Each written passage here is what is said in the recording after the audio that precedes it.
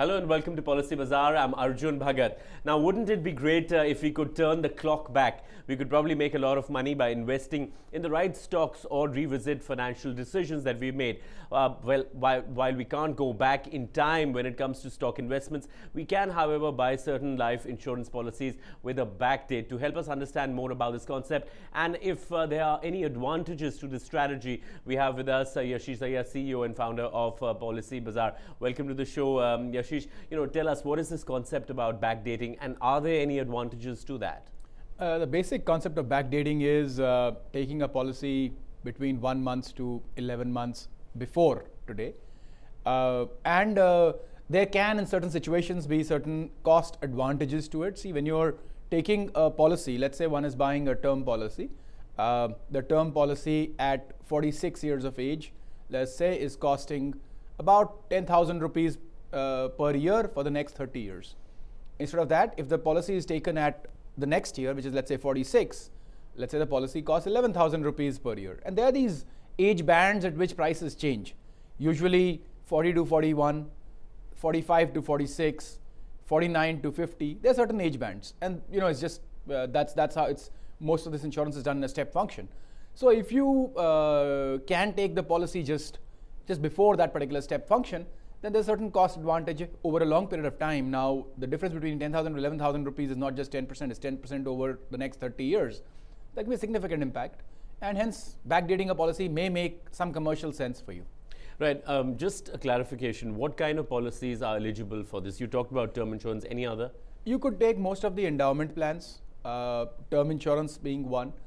Most of your traditional sort of plans, you cannot really backdate a market-linked plan. Because in a market-linked plan, you can't really backroll the clock because people would love to do that, right? It's a great thing. Hindsight gives you perfect vision. Right. You can't really do that. So mostly traditional plans can be backdated. And why would companies actually backdate policies for you? And also, what are some of the advantages of doing that? As far as the company is concerned, it's basically jam for free. So you're basically saying, I'm going to pay for something which I'm not going to use because the last 1 year is already over. And of course, there is no risk to providing that cover to you, principally because nothing's going to happen to you any longer. So you're basically saying take 1 year's fee for free. It's as if you were sitting back in time and saying, okay, I will buy this policy, but for the first 1 year I will not claim at all. Why should the company have a problem?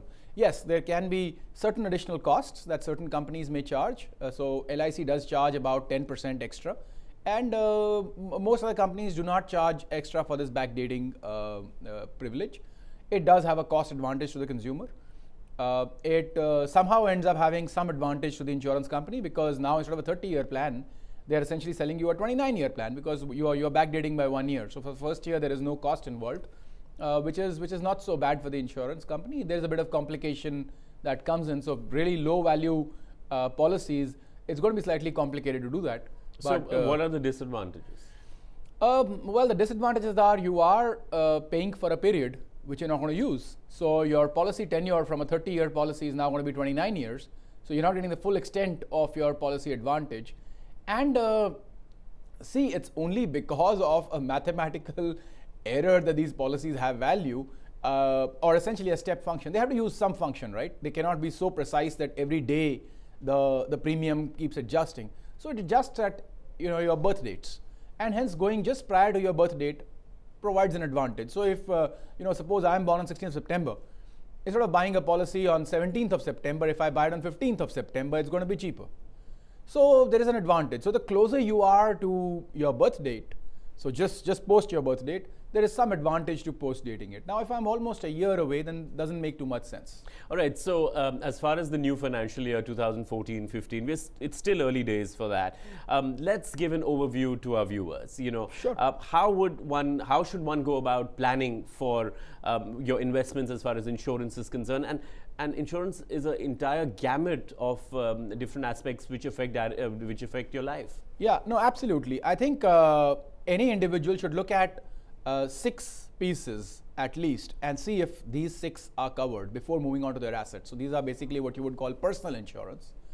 I think the first piece in this, and of course it'll depend from age to age, But the first piece in this is what you would call life cover or term insurance cover. The second piece in this is disability cover. Now, life cover pays an individual in case of death, but disability cover pays an individual in case of loss of sight, loss of a limb, loss of certain disabilities which could be temporary or permanent in nature, and that could be partial or total in nature, which have an implication both in terms of earning ability as well as some financial implication and some logistical implication. And hence, insurance policies and cover that. These are called disability or personal accident covers. The third one is critical illness. There are 35 critical illnesses. This includes cancer, this includes brain-related diseases, heart-related diseases, lung failure, kidney failure, all these kind of diseases. These diseases that are, hopefully nobody gets them, but the reality is people do. And hence, I think the third piece, that's the third one. The fourth one is health insurance, which we've spoken about in detail. The fifth one that people should think about is pension, because pension is a reality that one needs to think about, and most of us don't have a government pension, and increasingly government services also don't have a government pension. I think the sixth one, if you have children, definitely take a child plan as a sixth policy, because as the children grow up, they will require that cost. So, if you go down that sixth route, life cover, disability cover, critical illness cover, health cover, pension cover, child insurance.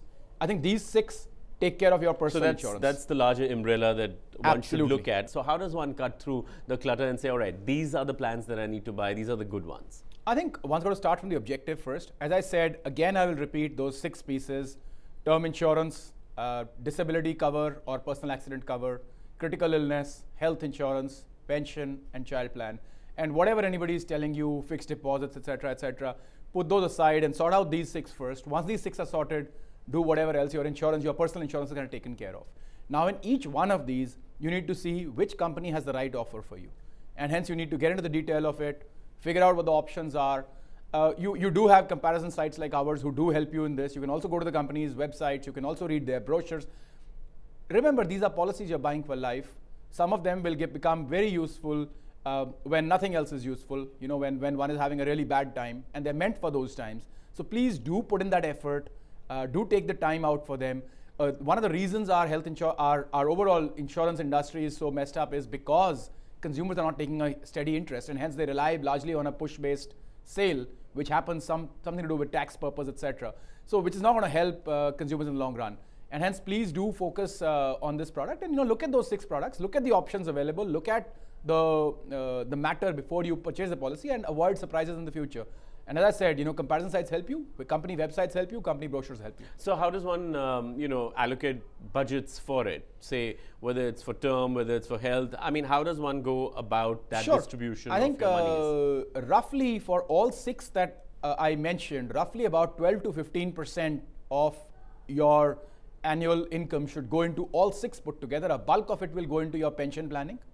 So out of the 10 to 15%, roughly about 2/3 will go into your pension and child insurance planning, and the remaining 1/3 would go towards essentially your risk planning, which is all around death, disability, critical illness, and health. And if on average a person has, let's say, a 7 lakh rupee income, as I said, about 10 to 15%, so between 70,000 rupees to 1 lakh rupees would get allocated to all of these put together.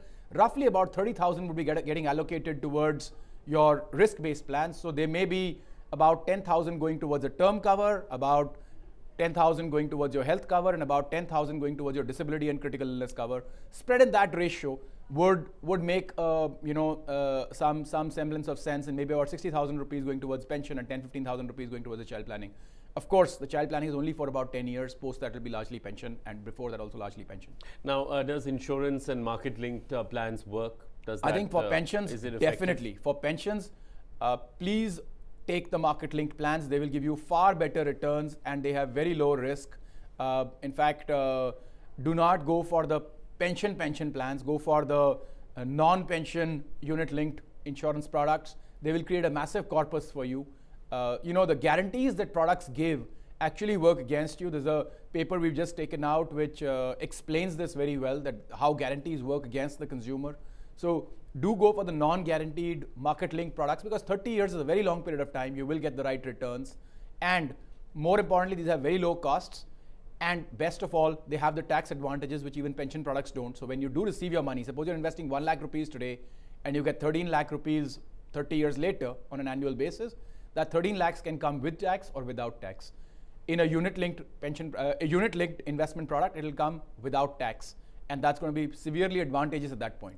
So now, given that one has a certain portfolio, yes, and how many times should one revisit it, or I mean, what should the duration be? I think there's stages at which you need to revisit it. I would say roughly about once every 5 years. The reason I say once every 5 years, somebody starts their financial planning when they're about 23. About 28 is the time frame when a bulk of our country tends to get married, and that's one point when you can revisit. About 33 is the point when 1 or 2 children have kind of appeared in the family. So again, another point of revisiting it. 38 is the point when the children are a little clearer about what they really want to achieve in life, and they're getting a bit older. They're about 5-6 years old. You're getting some opinion about where they're headed. Another stage to plan, college planning. And there will come a time in about 10-15 years when the children will have left home and they would be on their own, or they'd be settled, and then you would really look forward to your retirement days, etc. So as you look at that, I think once every 5 years is the right time to relook your portfolio and relook what you're doing with insurance. But as I said, about 10 to 15% of your annual income going towards insurance and pension and child planning would definitely help in the long run and would create a very smooth future. It'll not create any bumps in terms of either loss in terms of pension, or not having money for the child to study, or any. So what you're saying is that really go out there and invest with your eyes open and plan your life out. We're going to continue our discussion as far as how viewers can plan for 2014 and 15 more effectively, and we'll also take your questions.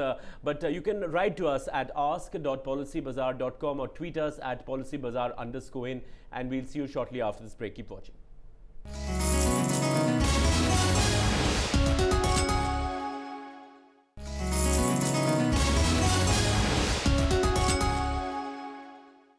Welcome back to Policy Bazaar. I'm Arjun Bhagat, and with me is Yashish Dahiya, and we're talking about investing prudently in 2014-15. Now, one of the things that I've seen is that we kind of are lazy about making those right investments early on as the year starts, and then we make that rush to make investments in insurance and other products. We make a lot of mistakes. I mean, do you see that happening a lot, because you are dealing with this situation? I think it happens. It happens to all of us. It happens to all of us. Yesterday, my own finance team came running up to me and said, "You haven't made your 1 lakh rupee investment for the year," and I just put the money. I asked them, there's a particular unit-linked product. I said I would invest in that because from a long-term perspective, that makes a lot of sense. But yes, we all do make a mistake in this. And, unlike me, who has a lot of products available to kind of decide from immediately, a lot of people do not have that full awareness of which product to go for. And in the end, they would fall for whatever is easiest to come by. So yes, planning a few months earlier does help. But more importantly, really planning early in life per se does help. I just want to leave you with a small example. If a 25-year-old starts investing 1 lakh rupees every year for just the first 10 years of their life, so by the time they're 35, they would have collected a corpus of roughly about 25 lakh rupees. Not too much. Now, what is the interest that comes out of 25 lakh rupees? The interest every year is about 2 lakh rupees. Any fixed deposit, anything will tell you that.